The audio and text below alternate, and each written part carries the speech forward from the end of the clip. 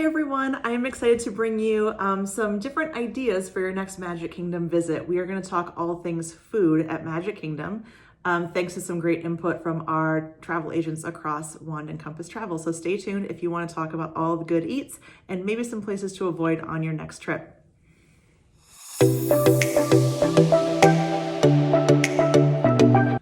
Hi everyone, I am excited to bring you some different ideas for your next Magic Kingdom visit. We are going to talk all things food at Magic Kingdom, thanks to some great input from our travel agents across Wand and Compass Travel. So stay tuned if you want to talk about all the good eats and maybe some places to avoid on your next trip.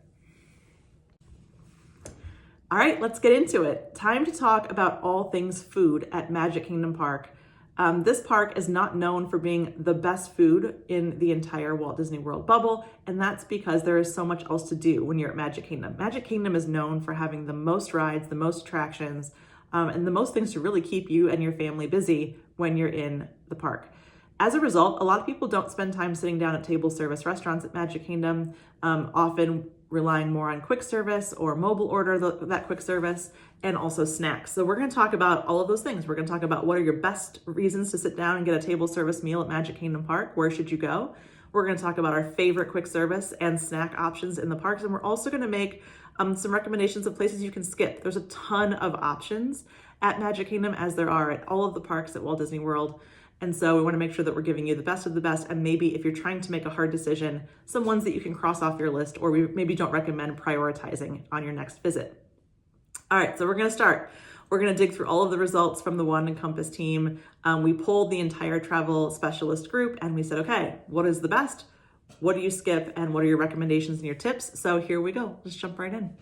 We're going to start with quick service meals at Magic Kingdom. So Magic Kingdom Park has a lot of great quick service options for you to explore. Let's start with the best of the best. So as per the Wand and Compass team, the top two most recommended quick service meals restaurants that you can find at Magic Kingdom are Casey's Corner and Columbia Harbor House. So very, very different quick service choices. And let me break them down as to what you can expect at each. Casey's Corner is going to be your quintessential Main Street staple. It is located right at the end of Main Street before you enter the Castle Hub area. And it is where you're going to find all things hot dogs, fries, Coca-Cola, all of the things that are going to make you feel like that you're walking down any small town Main Street, even, going back to when Walt was walking around his own Main Street and exploring in his original park. So you're going to get Mickey's favorite food, a hot dog. You're also going to get our team's favorite food recommendation for Casey's, which is the corn dog nuggets. Kevin from Wand and Compass said, get the corn dog nuggets and the plastic cheese at Casey's Corner. Plastic cheese does not sound good, but it's delicious, and you should absolutely dip the nuggets in the cheese. And then you can also dip your fries that come with it in the cheese sauce as well. So another tip for Casey's Corner is it's really got some nice outdoor seating in the front under some umbrellas. So if you need some shade, I like to try to get there and maybe enjoy my food outside while the castle show is going on or while the parade is coming by. So another bit of advice is to go ahead and just get your food during parade times or when you're ready to watch the fireworks, because it's a really great opportunity to kind of take that break, have some food while you're waiting for that parade to come, and still enjoy a great meal while also kind of maximizing your park time and your all the things you want to get to on your day. All right, so that's Casey's Corner. You can't mess up Casey's Corner. It's delicious. But we also know that not everybody is into a hot dog experience. Not everybody is going to want kind of the fried food options that come with that kind of classic hot dog stand vibe. So no surprise, number 2 on the list was Columbia Harbor House. Now, Columbia Harbor House is located in the Liberty Square area, right across from the Haunted Mansion. And so you can get there kind of walking past Rapunzel's area and right across from Haunted Mansion. There's a ton of stroller parking out front. And it is a great spot to get maybe a healthier side of a quick meal in Magic Kingdom Park. One of the things that I love to eat there, I'm a seafood eater, so for me the lobster roll is delicious. It's definitely big enough to share, so feel free while you're in the parks to just kind of share some of those meals. It's a great way to eat a little bit of everything as you go and also not overfill up when you're busy walking around, especially if it's a hot day. So lobster roll is my go-to choice. But on my last trip, we actually had lunch there with my kids. They're 7 and 4 and pretty picky eaters, to be honest. So I was like, let's give something a little bit different a try.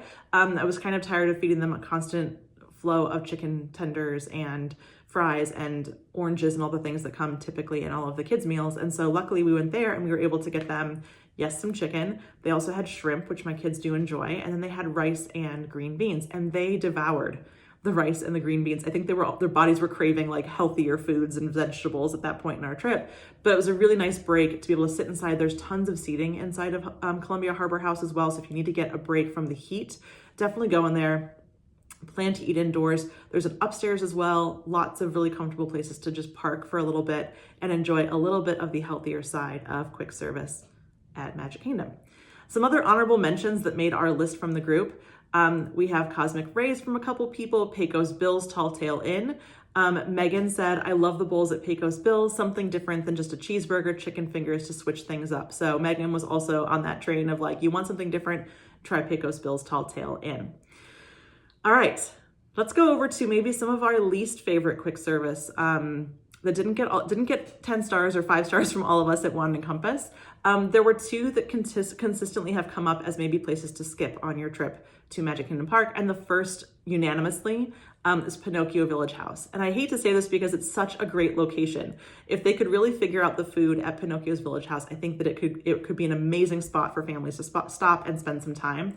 It is located kind of right behind the castle area in Fantasyland. You're going to find it kind of on your way between Belle's Castle and Belle's Cottage, and then you're also going to find it close by to It's a Small World, Peter Pan's Flight, and that part of the park.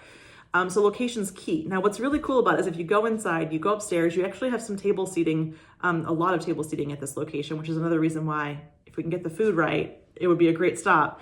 You can actually overlook the It's a Small World attraction going on below you. There's some windows and you can see that, and they have little signs you can hold up that say things like wave or smile, or you're the best. So there's some really cute ways to interact with people that are maybe going on that ride and looking up and seeing you up there behind the windows.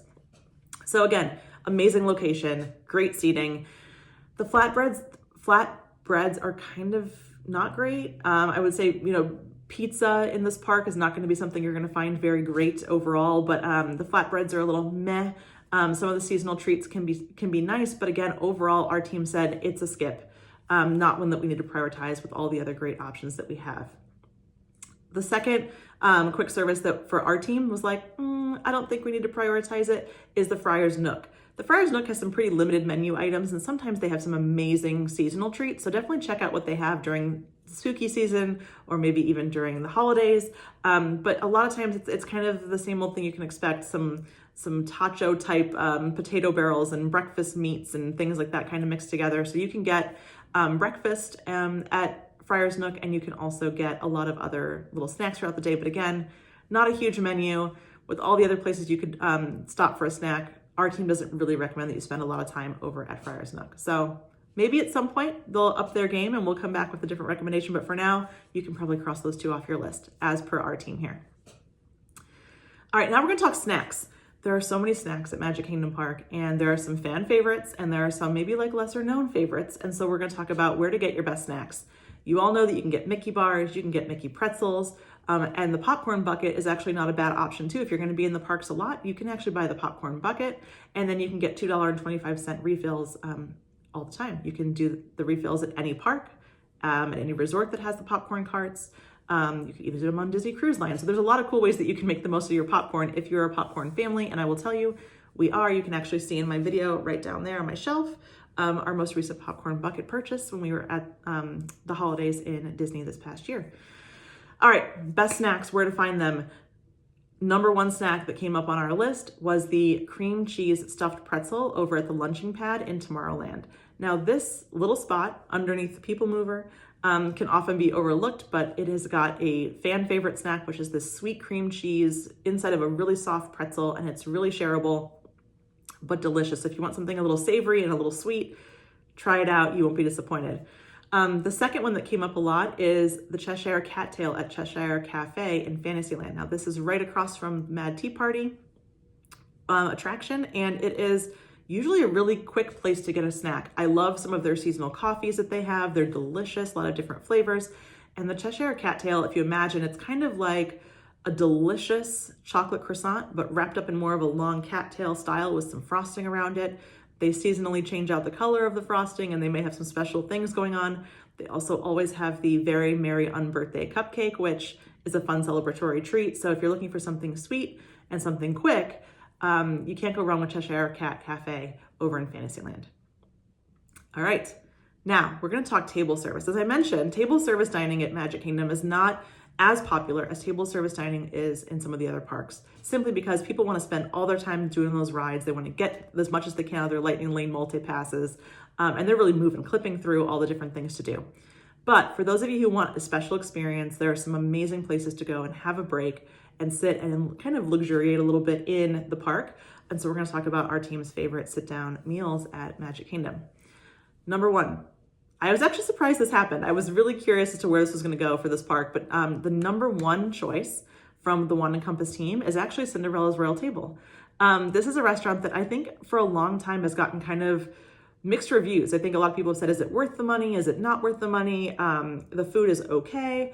I will say, having been there a couple times, I have been continually impressed by not only the experience of dining at Cinderella's Royal Table, but also the food quality. I think it's actually getting better and better each time that I go. And I've gone for breakfast, I've gone for dinner. I have like no notes. It's been wonderful every time.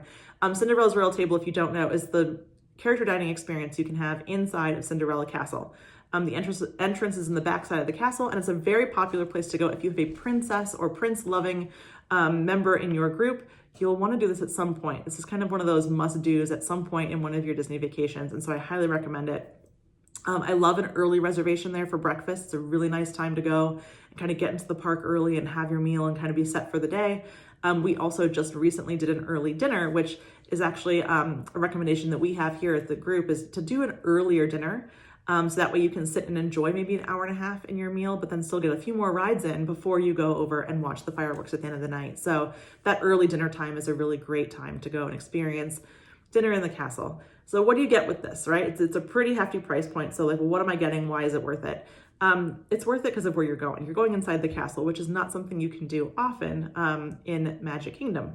So the first thing you're going to do is you're going to walk up, you're going to check in, and they're going to invite you into the castle with all types of royal pomp, and it's wonderful, and it makes you feel super amazing. And as you go in, you get to meet Cinderella right there, greeting her guests as you walk into her castle. It's a really nice moment to take photos with her. There's a PhotoPass photographer, so you don't have to worry about having your own phone out. And she'll sit there and spend some time talking about her castle and where to find her mice friends in there, and you can keep your eye open for them as you are engaging with her. And when your table is ready, they will invite you to head upstairs, and you will walk up a set of stairs, kind of a nice little spirally staircase that gives you all the castle energy with stained glass windows, beautiful pictures, beautiful artwork. And there's also an elevator. So if you are reliant on moving, with aid, if you need to have, less steps in your day after you've just walked miles and miles throughout the park, there's an elevator as well. So don't be discouraged. And as you get upstairs, you'll see just beautiful windows overlooking the park. And beautiful seating. It's kind of tiered seating in different levels, so you're able to have a great view of what's happening in the room around you. And as you're there, you'll be able to start to meet other princesses that are there visiting. These are royal friends of Miss Cinderella, and they are visiting you and inviting you to enjoy your meal with them. On our last visit, we saw Merida, we saw Jasmine, we saw Ariel, and Aurora. So we saw different princesses than the previous time that we've been there. So there's always a rotation of kind of who you'll see. There's no guarantee that you're going to see the same people when you go, but you're going to guarantee at least 4 other princesses outside of the Cinderella meeting that you had downstairs. And it's super magical.